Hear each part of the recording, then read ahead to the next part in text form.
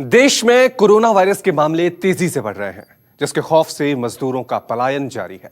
पलायन के चलते संक्रमण का खतरा और बढ़ रहा है।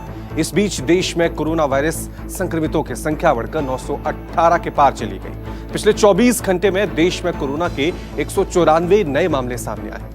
स्वास्थ्य मंत्रालय के आंकड़ों के मुताबिक 80 लोग स्वस्थ हो चुके हैं, जबकि इस महामारी के चपेट में आने से अब तक 19 लोगों की मौत हो चुकी है। भारत में बुधवार से सरकार की तरफ से पूरे देश में लॉकडाउन कर दिया गया। दुनिया भर में कोरोना वायरस को लेकर दहशत साफ देखी जा रही है। What Italy needs more than anything else.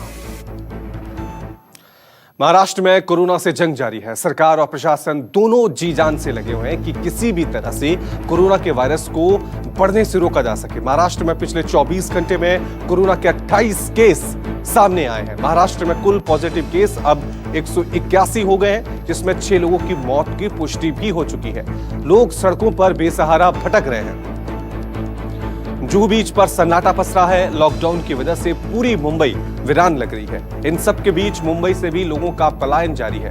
लोग घरों से निकलकर अपने गांव जाने के लिए सड़कों पर आ गए हैं।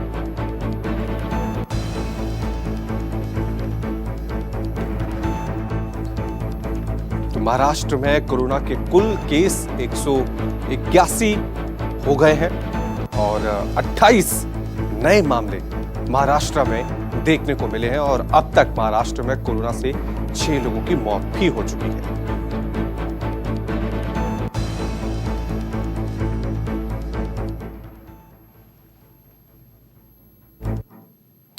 और चलिए अब ताजा अपडेट के लिए सीधा रुक करते हैं हमारे संवाददाता का। मुंबई से हमारे साथ बने हुए हैं संकेत पाठक और यूपी से हमारे साथ बने हुए हैं मानस श्रीवास्तव।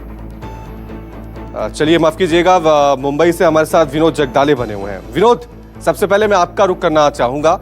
महाराष्ट्र एक ऐसा प्रदेश है जहां कोरोना के सबसे ज्यादा मामले देखने को मिल रहे हैं। 28 मामले एकाएक वहां पर आए हैं, तो परिस्थितियां वहां बिगड़ती जा रही हैं। मामले कम होने की बजाय और बढ़ते जा रहे हैं। अभी तक क्या रिपोर्ट है वहां पर, सरकार के क्या आंकड़े सामने आए? हाँ,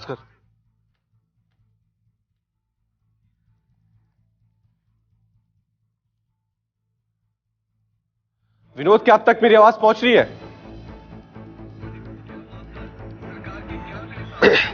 देखिए, अगर बात करें महाराष्ट्र की, तो महाराष्ट्र में मामले लगातार यहां पर बढ़ते हुए हमें नजर आ रहे हैं। मामला अब 181 नहीं बल्कि मामले अभी 186 हो चुके हैं।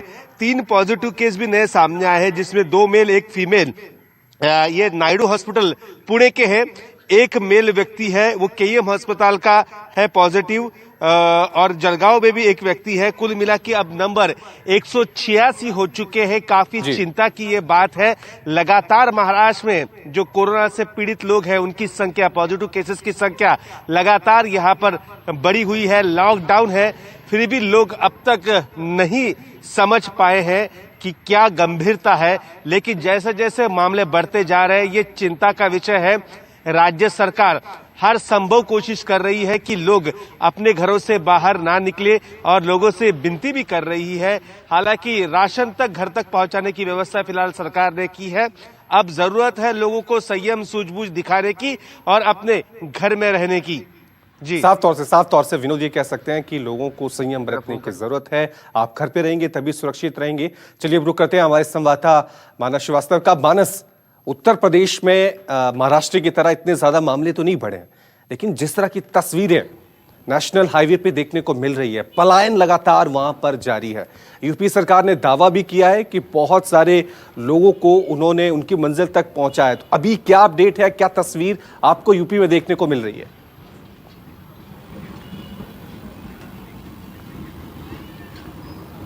देखिए, बीते 24 घंटे में करीब 9 मामले उत्तर प्रदेश में बढ़े हैं। 64 का आंकड़ा पहुंच चुका है और सबसे ज़्यादा मामले नोएडा में ही सामने आए हैं।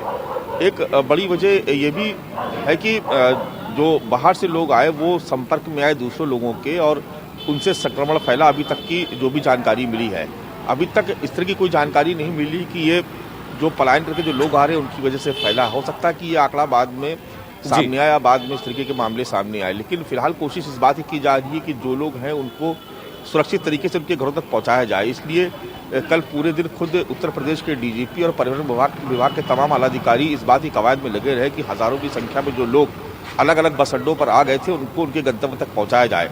हालांकि कल रात में जो चारबाग स्टेशन है लखनऊ का, वहां पर बहुत भारी भीड़ जमा हो गई थी और वहां पर रात में भी पुलिस को लोगों को समझाया जा रहा था कि वो थोड़ा सा दूर रहे, लेकिन इतनी भारी भीड़ की वजह से वो डिस्टेंस जो था उसको फॉलो नहीं किया जा रहा था।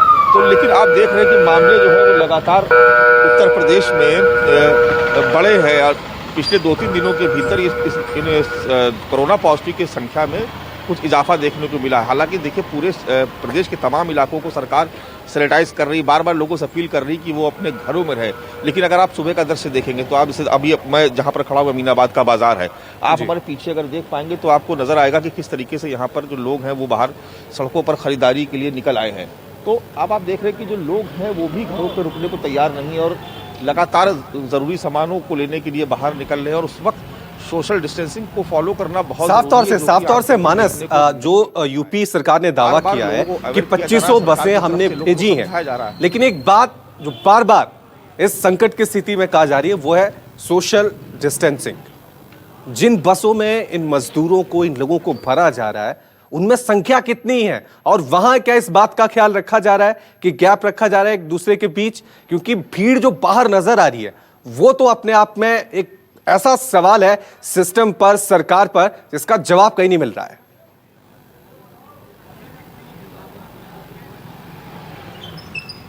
देखिए सरकार लगातार लोगों को समझा रही है। कल भी पूरे दिन देखा गया कि न केवल उत्तर प्रदेश के डीजीपी बल्कि परिवहन विभाग के अधिकारी, सरकार के तमाम दूसरे आला अधिकारी, लखनऊ के डीएम और कमिश्नर बार बार लोगों को समझा रहे थे कि आप दूरी बना के रखिए। लेकिन जिस तरीके की भीड़ जमा हो गई है और लोग मानने को तैयार नहीं है, देखिए ये यहाँ पर एक बात समझनी होगी जिसकी बार बार अपील भी की जा रही है कि सिर्फ सरकार की ही जिम्मेदारी नहीं है कि वो सख्ती से पालन कराए, लोगों को भी ये समझना पड़ेगा कि वो इस वक्त जो नियम है उनको फॉलो करें, जो उनको जिस तरीके से उनको अवेयर किया जा रहा है उसको वो समझें। लेकिन आप देखेंगे कि तस्वीरें बता रही थी कि किस तरीके से लोग टूट पड़े बसों के आने के बाद, बसों में घुसने के लिए लोग बसों की खिड़की तक से घुस गए। ऐसे में इस बात को लोगों को समझना चाहिए कि उनको इस तरह, जब सरकार ये एश्योर कर रही है कि व्यवस्था की जा रही है, बसें लगातार बढ़ाई जा रही हैं, पहले 1100 बसों की बात हुई थी, बढ़ते बढ़ते वो साफ तौर से मानस ये कह सकते हैं कि इंतजाम किए जा रहे हैं, लेकिन